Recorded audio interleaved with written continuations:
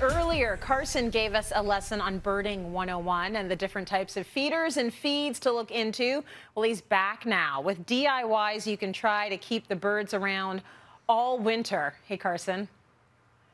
Hey, Tracy. So I've got to confess, I got hooked on birding from one bird in particular. It's called the Pileated Woodpecker. And I don't know if you've ever seen these things, but they are huge and they're stunning. Bringing woodpeckers into my backyard space was definitely a goal of mine. So I did a lot of research on it, and woodpeckers traditionally feed on insects, which means they need fat. They need healthy fats, which is usually in the form of suet. But you can make your own suet and suet feeders. So, Carson, before we get to the recipe, for those following along at home, here's what you'll need. Rendered beef fat or lard and peanut butter, rolled oats, sunflower seeds, and unsalted nuts. Okay, how do we start?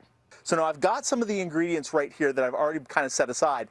Believe it or not, beef fat, rendered beef fat, is actually one of the favorites of insect-eating birds like woodpeckers. So what you'll do is you'll take the fat off all of your beef products, or you can actually purchase it at a butcher store, and you're going to render it down. That means you're going to melt it. And I've already got some started here. Once it's rendered down, it kind of has the consistency of olive oil. Now, if the idea of using beef fat really kind of grosses you out, you can go with lard instead. In fact, here's some lard. You just take a good chunk of it. I know we're going to put measurements up for you for the viewers, but it's really just kind of a go with what you feel. That's the easiest way. To the lard, add some peanut butter. They love the taste of peanut butter. I mean, who doesn't love peanut butter, right? Just a big chunk of peanut butter. The peanut butter is also a great binding agent for your lard.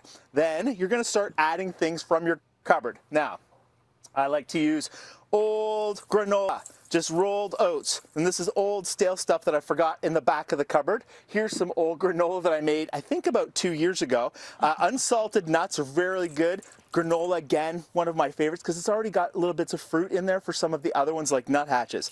Put all of that into there together. Gonna mix it up. Make a nice big slurry, kind of looks really gross. If you need to heat it up a bit more to get that lard to separate or to solid or like become more liquid to stick, then you can do that. That's easy. Then what you're going to do is you're going to put your suet into forms. Now, there's a few different forms that I like to use. I like mini baby bunt cans or pans. They kind of look like this, which is very cool once it's solidified. I like big ones too. Another one that I'm a fan of is the sugar cones. These are giant pine cones. Now what you do is you actually put the suet and the feed right down inside of it like this. So you're gonna basically stuff all of the little packages of the pine cone. Now I have one here that's done. I'm gonna lift up for you.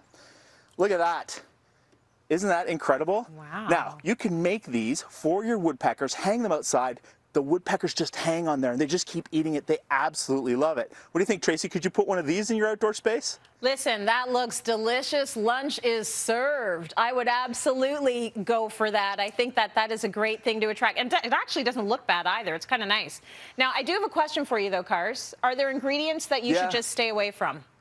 Definitely stay away from things that are salted. Salted nuts, really bad for the birds. Also, anything, again, with cayenne pepper. We used to think that cayenne pepper was a great deterrent. It actually impacts the birds as well. So stay away from those. Processed foods, too. No chocolates, no candies for the birds. Another simple feeder idea that I am really a fan of is the peanut squeeze feeder. You're starting to see suet coming in this form. Look, the freezies that you used to eat as a kid, right? This is actually suet inside the tube, which makes it really easy to apply. It goes in these types of feeders, which is literally just a log with a hole packed in. And see how you fill it in there? Makes it super easy. You can make one of these, and it's not complicated. In fact, I've started one here. I'm going to show you right here. It's just a log, and I've got a large bit on my drill down in here like this. Make a good mess, lots of noise. But you want to go in about 1/2 inch to 3/4 of an inch so that you can put lots of suet in there, hang the log up, and I promise you will have lots of incredible woodpeckers in your backyard all season long. Carson, that is such a great couple of DIYs, and once again, the recipe will be online for that really delectable feeder for the birds. So even when we're stuck indoors, we'll now have a beautiful view. Dig in, my friend. Thanks, Carson.